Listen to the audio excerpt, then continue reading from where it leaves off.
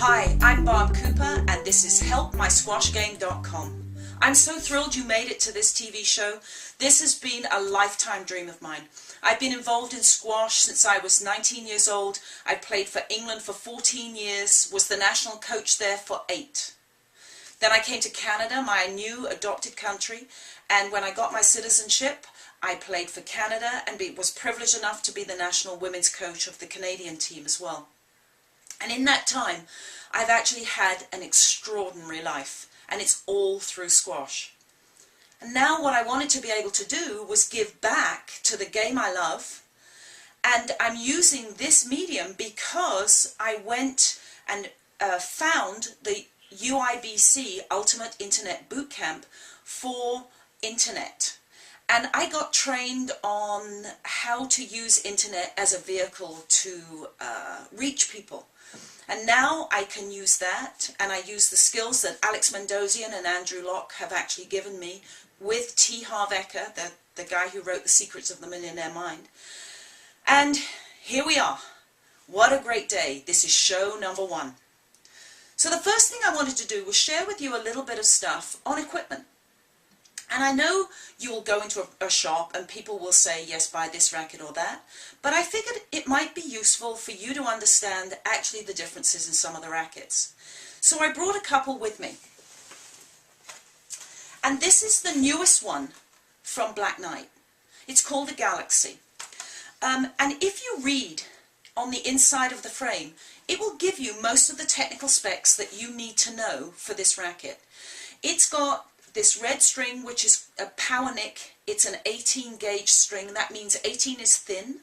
As it gets to 16 and 12, it gets thicker. 18 will mean that it will actually hold its tension better. The feel will feel better. When you look at the racket itself, this racket's unique. It's produced through a thermal core process. So what they do when they make this racket is they take the graphite and they lay it into a mold, and the graphite's in fibers. Well, typically you would get it cured in a kiln. But this racket, not only does it get cured in the kiln, but it has a tube on the inside of the handle, and they blow hot, superheated air through the whole of the frame. So that means this racket has been super cured on the inside and the outside, which makes it a much more consistent curing process. The other thing that's interesting, Black Knight's so committed to control and making sure that they actually give you a really, really good product. They check this racket and they have it what they call the power of 6. So this racket gets checked randomly 6 times through its process. So it makes sure that the graphite is actually even. It makes sure that there are no cracks in it. It makes sure that it's been uniformly cured. So when you're buying this racket, you know that you're getting a quality product. Interesting. I've used another Black Knight racket. It's called the Magnum, and I've loved this racket for years.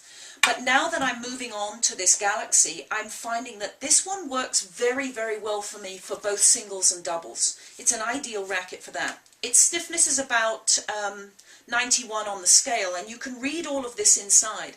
And that means that when you play with it, you will feel the ball on your strings. Whatever, it's like a graphite golf shaft.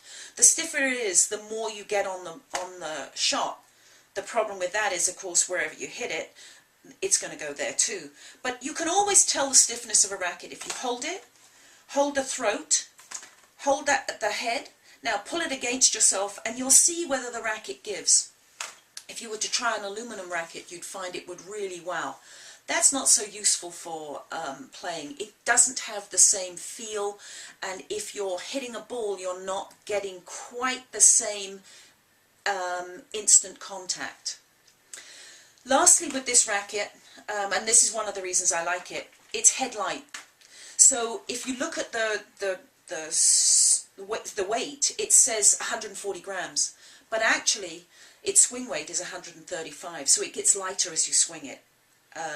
And you can find that on the racket. The other cool thing about this one is, can you see this little yellow galaxy. It looks like a Star Wars spaceship. Well, actually, that's a built-in vibration control. It goes right the way through the racket. So that dampens everything. So, cool racket. It's called the Galaxy from Black Knight. I love it.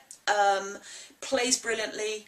Try it out. Your pro shop should lend you one. And if you ever want to buy a racket, my suggestion to you is go to a pro shop in your club and ask if you can demonstrate that racket. You really want to try it before you buy it.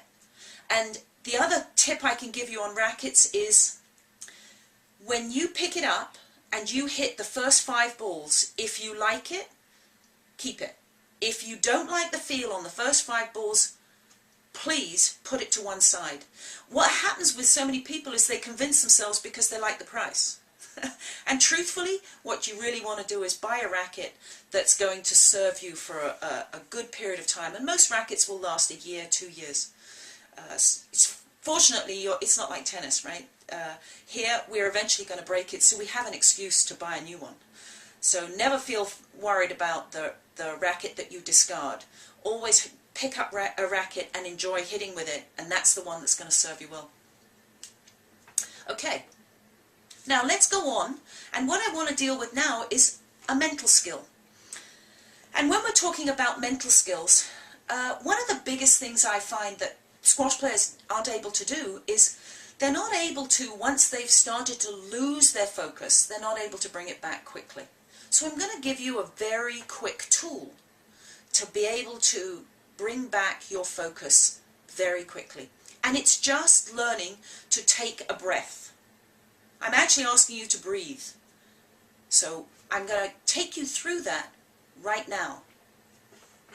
I'd like you to just stand or sit, doesn't really matter, and I'm going to ask you to take one breath and be aware of what's going on. Feel your chest rise. Feel your chest fall. And practice that. Maybe 3 centering breaths when you make a mistake in a drill. That's going to be the quickest way to bring yourself back into focus. And the other thing I would recommend is, please don't punish yourself for losing focus. Everybody does. The real trick is recognizing it and bringing yourself back. So bring yourself back with that centering breath. Just feel your chest rise. Feel it fall. Relax your shoulders, and then you can get ready for the next point. So, I've got one last thing on the show, and this is going to be here every single time we do these shows, so I'd love you to write in to helpmysquashgame.com and give me any of your thoughts, and I'd be happy to help you out with any of the questions. And I have a question from Bruce. And Bruce asks, when should I stretch and how? Well, I think there's an awful lot of stuff that's going on about stretching, but one of the best things I can tell you is this. Get a bit warm before you stretch, before you play, and most of the time you want to make it ballistic. In other words, your arms and legs want to be swinging as you stretch, because that's what you're readying yourself for in the match.